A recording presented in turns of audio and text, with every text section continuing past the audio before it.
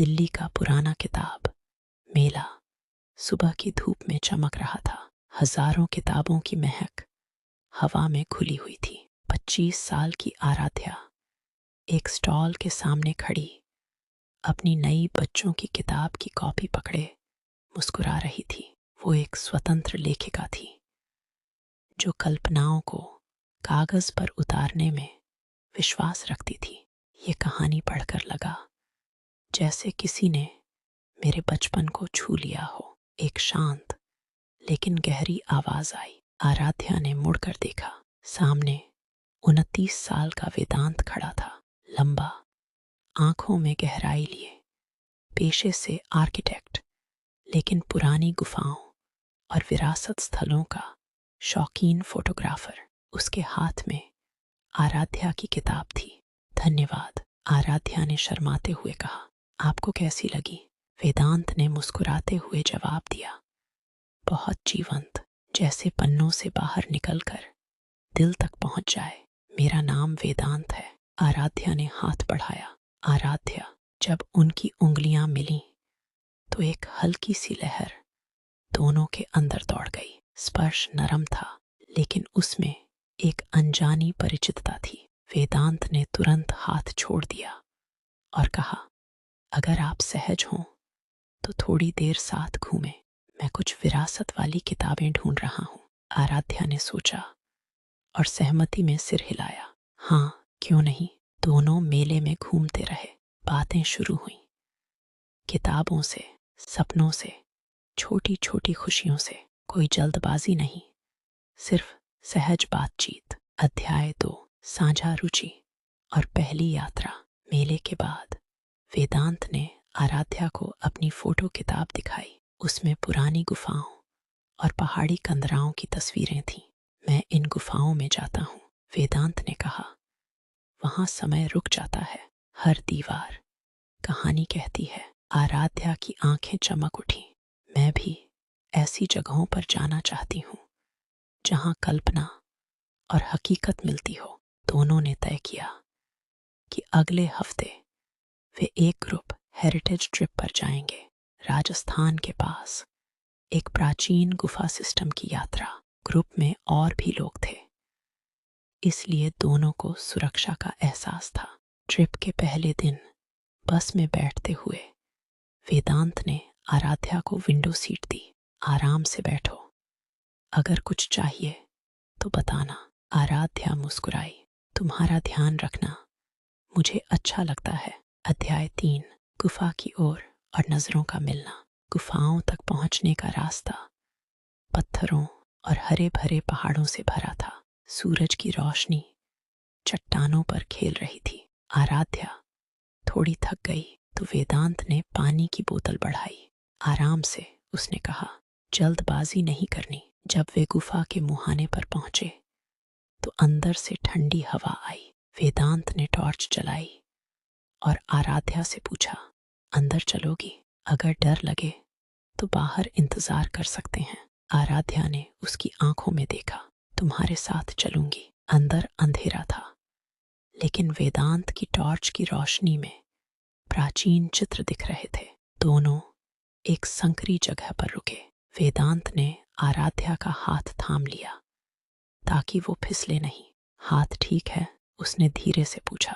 आराध्या ने सहमति में हाथ कस लिया। हाँ, ये स्पर्श मुझे सुरक्षित महसूस करा रहा है। गुफा की दीवार पर हाथ फेरते हुए वेदांत ने कहा, ये चट्टानें सदियों से स्पर्श सह रही हैं, लेकिन तुम्हारा स्पर्श अलग है, जैसे कोई नई कहानी शुरू हो रही हो। आराध्या की सांसें थोड़ी तेज हुईं, लेकिन उसने मुस्कुराते हुए कहा, मुझे भी, लेकिन हम धीरे धीरे आगे बढ़ें।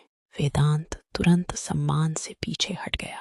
बिल्कुल, तुम्हारी सहमति सबसे महत्वपूर्ण है। अध्याय 4, गुफा के अंदर भावनाओं का जागना।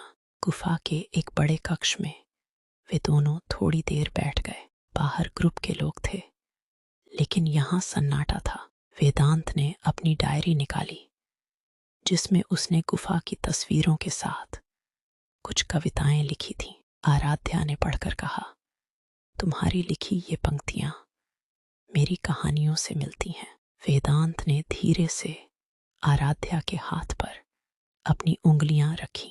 क्या तुम्हें स्पर्श अच्छा लग रहा है? आराध्या ने आंखें बंद की और सहमति दी। हाँ, ये गर्म और सम्मानजनक है। उंगलियां आपस में गूंथ गईं।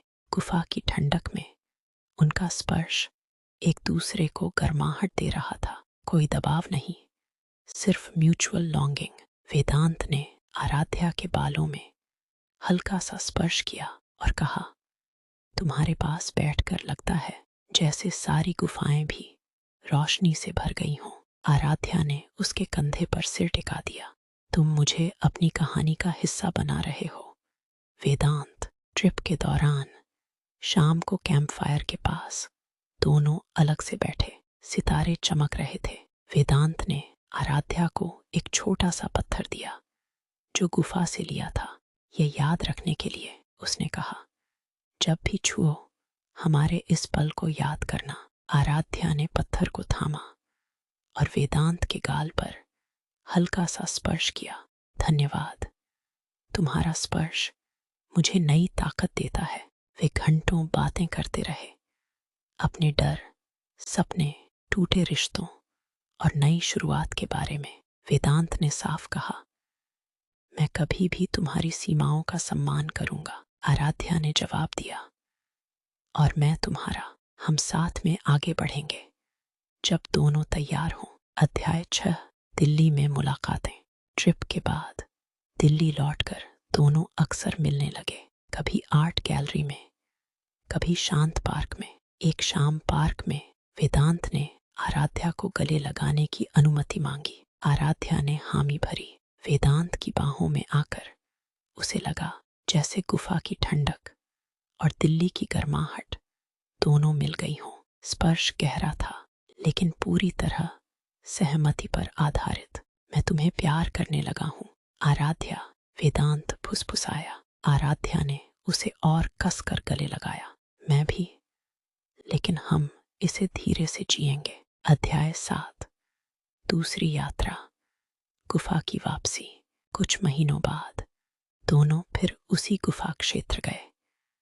इस बार सिर्फ 2 और विश्वसनीय दोस्तों के साथ। गुफा के अंदर अब उनका बंधन और मजबूत हो चुका था। एक संकरी गलियारी में वेदांत ने आराध्या को अपनी गोद में बैठने की अनुमति मांगी। आराध्या ने सहमति दी। उसकी गोद में बैठकर आराध्या ने उसके सीने पर सिर रखा। ये स्पर्श मेरी आत्मा की गुफा को छू रहा है, आराध्या ने कहा। वेदांत ने उसके बालों में हाथ फेरा। तुम मेरी सबसे खूबसूरत खोज हो। दोनों देर तक ऐसे ही रहे। गुफा की दीवारें गवाह बनी उनके प्यार की, जो सम्मान और सहमति से बना था। अध्याय 8। गहरा बंधन और भविष्य। समय बीतता गया। 1 साल बाद दिल्ली के एक छोटे से घर में दोनों बैठे थे। वेदांत ने आराध्या के लिए एक छोटी किताब बनाई थी। उनकी मुलाकात से लेकर गुफा के पलों तक की तस्वीरें और लिखी हुई बातें। आराध्या ने उसे पढ़ते हुए आंखें नम की। ये हमारी कहानी है। वेदांत ने उसके हाथ थामे। और ये कहानी हमेशा जारी रहेगी। हर स्पर्श, हर पल सहमति और प्यार से। आराध्या ने उसे गले लगाया। उनके स्पर्श में अब गहराई थी, विश्वास था और वो अनकही लहर थी जो गुफा की तरह रहस्यमयी और सुंदर थी। वे दोनों बाहर निकले। सूरज डूब रहा था। आराध्या ने वेदांत का हाथ थामा और कहा, चलो नई कहानी लिखते हैं।